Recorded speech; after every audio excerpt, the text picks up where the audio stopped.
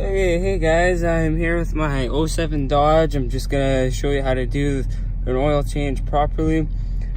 First thing you're gonna want to do is, if you just got the vehicle or you haven't done an oil change, you've gone way over, what you want to do is get some sort of engine flush or sea foam. I've put sea foam in about 1000 before I've done this, and then after you've driven it with that for a while, or whatever the bottle says, you want to get your engine all the way up to operating temperature,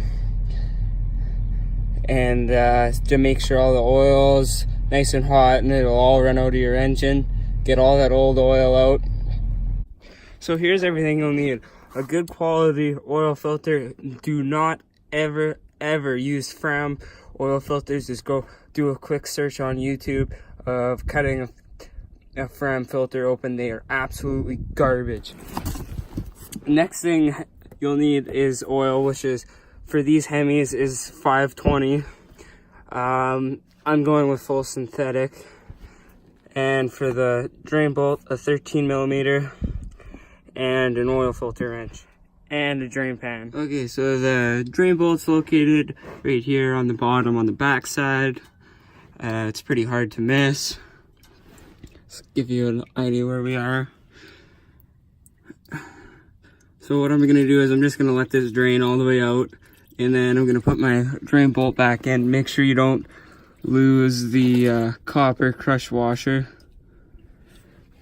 or else that won't seal properly. You'll get a nice nasty leak. If you don't have two drain pans like me, you just let this drain all the way, put your plug back in, and then move on to the oil filter. That way you don't make a big mess of oil on the ground. Okay, so what you want to do for the oil filter is come to the front of the truck, and then you'll be able to reach up there and you get to see that somebody cheaped out on their filter. And then you want to put your oil pan just kind of directly under it.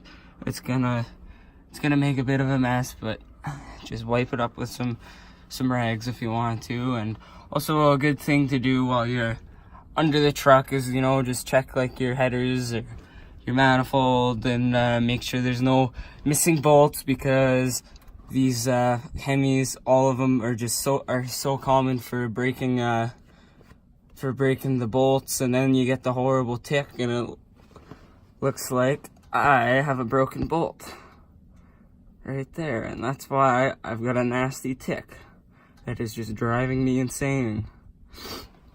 And just check up here, make sure your water pump isn't leaking, or your crank seals or nothing like that. Check your CVs, make sure they're not about to blow.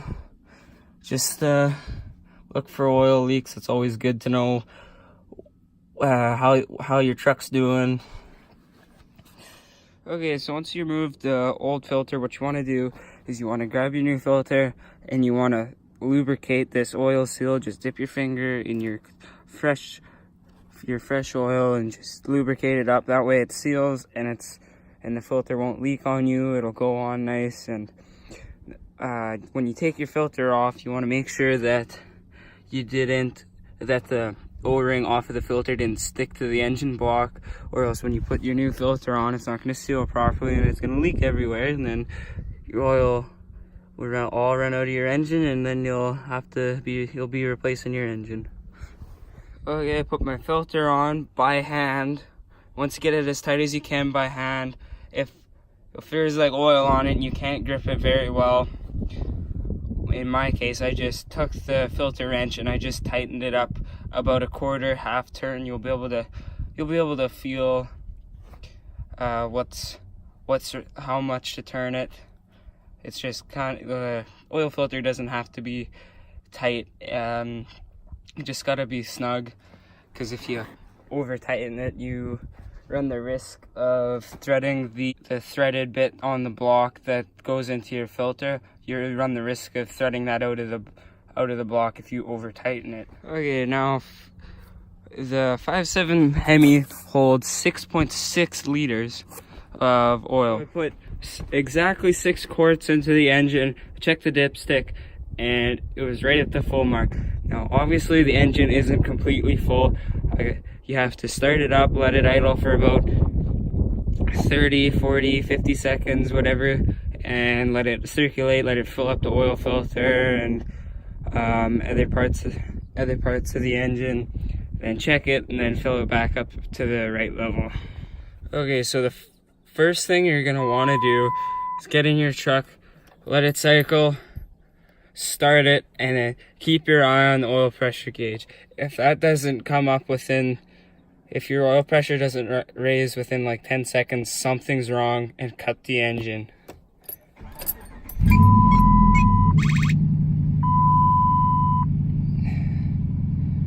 My oil pressure is good.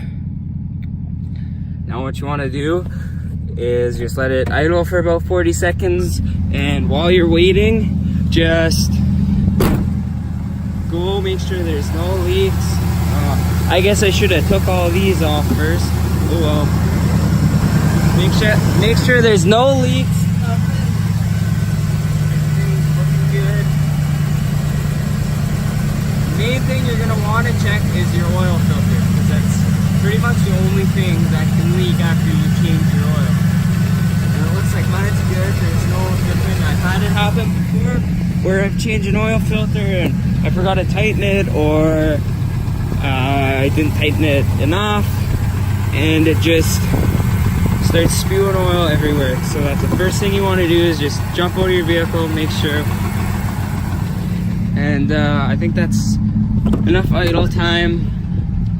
Time to check it again. Okay, I don't know if you can see that, but I filled it up and it was all the way at the fill mark, and just from letting it idle and letting the engine go, oil go through the engine, I don't know if you can see that, but it's all the way down at the add line. So it's always important to check it after you let it idle. Okay, so my truck took exactly 7 quarts, and you got to remember that a quart is 946 milliliters, and there's 1,000 milliliters in a liter. So I guess it does make sense. It was exactly on the full mark, and yeah, make sure to dispose of all your garbage. Get rid of that oil. Don't leave it lying outside. It's not good for the environment. Blah blah blah. And yeah, I hope you enjoyed.